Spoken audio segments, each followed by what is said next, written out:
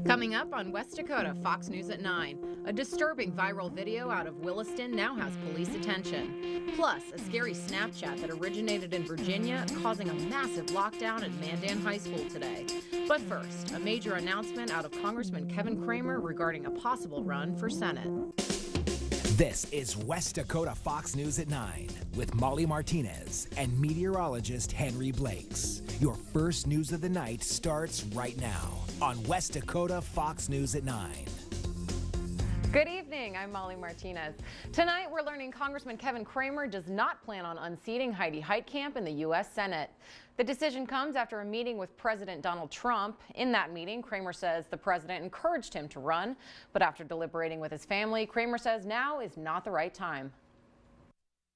Family first, North Dakota as well, really tipped the scales away from the sort of what I would call the higher calling to get one more Republican in the Senate. Cramer also says he doesn't think this gives Heidi Heitkamp a clear victory, but that it makes her path to winning a little easier. After hearing the news, Heitkamp issued a statement saying, in part, North Dakotans want a U.S. Senator who works with Republicans and Democrats to find real solutions, just as I tried to do. It's a true honor to serve in our state, and I hope to continue to serve because we still have a lot of work to do. We're also learning that Bismarck Mayor Mike Seminary has his first opponent. Steve Bakken, the man on the right side of your screen, announcing his candidacy for the mayor of the capital city. Bakken is originally from Grand Forks and says Bismarck needs a change. We need a change in culture in city government. We haven't had accountability to the voters and the taxpayers for quite a while in Bismarck. That's something we need to get back to. That's something we deserve as taxpayers. As of now, only Bakken and Seminary have announced their candidacy. Seminary is seeking his second term. Time now to take our first check on weather with meteorologist Henry Blakes. But we may have a little light at the end of the tunnel, kind of way at the end of the tunnel actually, but more details on that later on. I don't know, Henry, that's a pretty long tunnel. Thank you. Well, Mandan High School today under mandatory lockdown after a disturbing threat of a school shooting over Snapchat. But as John Salling found out, the threat originated several states away. This is the copy of the photo that has been shared several times.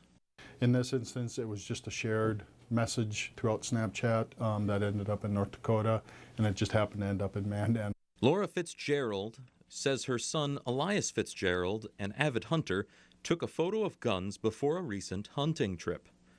That photo was then copied and a new caption added that threatened MHS. The original threat was against Monticello High School in Virginia.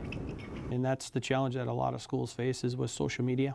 How much of this and how do you take a lot of the Snapchats, Instagram messages, things of those types of in nature that do come into play and how they affect the schools.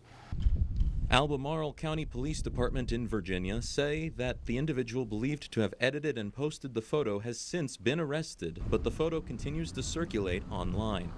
It was seen as a threat against Moorhead High School, and it caused Mandan High School students to shelter in place. I suggest, if parents or people, they see these kind of things within these various social media outlets, and it appears to be a threat of some sort, it's important that they report it so that we can at least look into them. After about an hour and a half, the lockdown was lifted. For West Dakota Fox News at 9, I'm John Salling. The suspect's identity is being withheld because they are a minor. The crime is punishable by up to 10 years in prison. Well, guns are strictly prohibited on elementary, middle, and high school property here in North Dakota. But college campuses are a different story. Cynthia McLaughlin explains.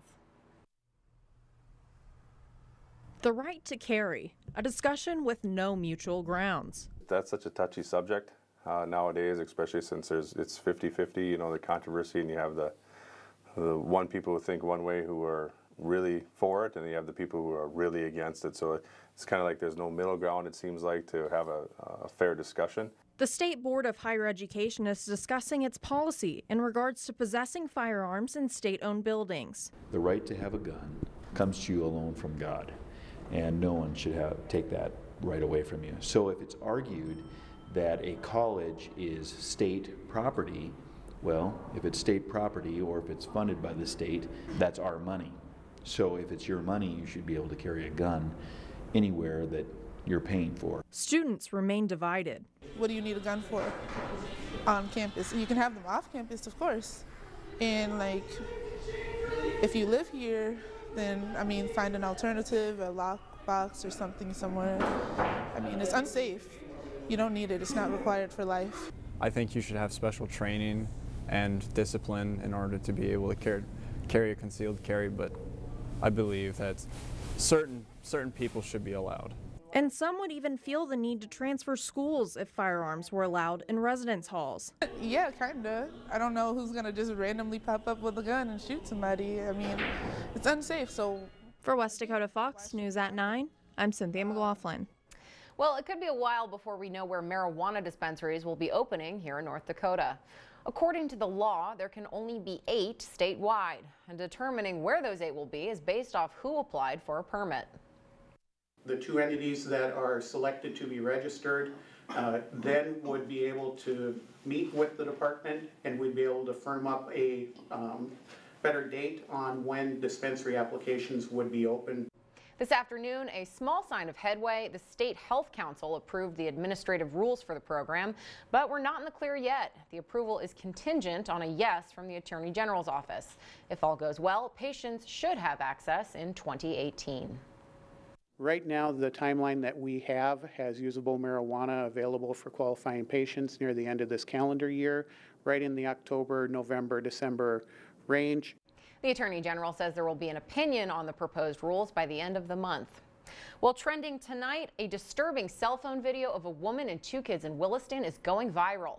In the video, you can see a woman putting 2 children in a shopping cart. It's below zero, and neither of them is wearing coats or shoes. Since the video was released, people have expressed concern about the incident. Now Williston police are involved. We reached out to the department, and they say the incident is under investigation. A Minot man is pleaded guilty following a multi-agency child pornography investigation.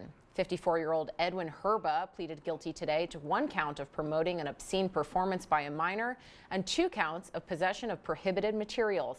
Investigators say they found hundreds of videos and images in Herba's residence, along with webcams and TVs.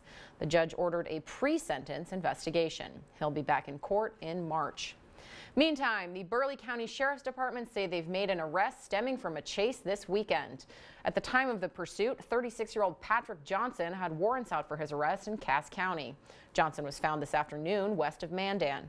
According to sheriff's deputies, along with Cass County warrants, Johnson was arrested for theft of motor vehicle, reckless endangerment, and fleeing in a motor vehicle.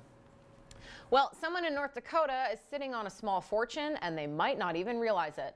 A winning lottery ticket in the Lucky for Life drawing on August 14th remains unclaimed. The prize is $25,000 a year for life. The winning numbers were 4, 8, 15, 17, 39, and the lucky ball was 2. The ticket was sold between August 11th and 14th at Hamster Oil in Michigan, North Dakota. Winners have 180 days from the date of the drawing to claim the prize, which means that winning ticket expires February 10th. Well, now that it's freezing out, a lot of us turn our cars on to warm them up before getting in. But turns out that's illegal. That's thanks to an old state century code, and it could result in a fine. But law enforcement in Bismarck and Mandan say they don't think they've ever actually cited anyone for leaving their car running. This is a common practice in North Dakota, especially for everyone who has a car starter. The Bismarck Police Department say the only time they have cited somebody for an unattended vehicle is when the car has rolled away and crashed into something. There have been 5 of those cases in the last 18 months. Senator Hogue says they might revisit the rule in 2019. Speaking of cars, and cold weather, these sub-zero temperatures are taking a serious toll on your engine, gas lines, and battery. Bismarck Tire Center service manager Aaron Zahn says check your tire pressure regularly. On average, a tire can lose 2 pounds of air for every 10-degree drop. If your car has been sitting for a while, let it run for 10 to 15 minutes to let the oil thin out. When it's really cold outside, especially a lot of them have heated garages, they'll put the car in the garage and it gets hot and cold, and you can get condensation in your gas. So you're better off to leave the gas tank at least half full or fuller. As for your battery, most last an average of 4 years, so if you're hitting that point, it might be time to get it checked. Well, along with crops, the value of agricultural land in the state is growing. In Morton County, the jump is about 4%, from $332 to $345 an acre. Between 2012 and 2016, the jump was at least 8%. 2012 was the best year with a 27% increase. But now production, income, and drought are affecting how much the land is worth. Income levels and drought and things like that all play into it. But we're playing catch up all the time because there was a few good years, so we have to balance it out. Looking forward, Moore says she doesn't expect any big changes this year, so land values should stay about the same. In Bismarck, since opening their doors, Heaven's Helpers Soup Cafe have been busy all week, laying out hot meals to the homeless.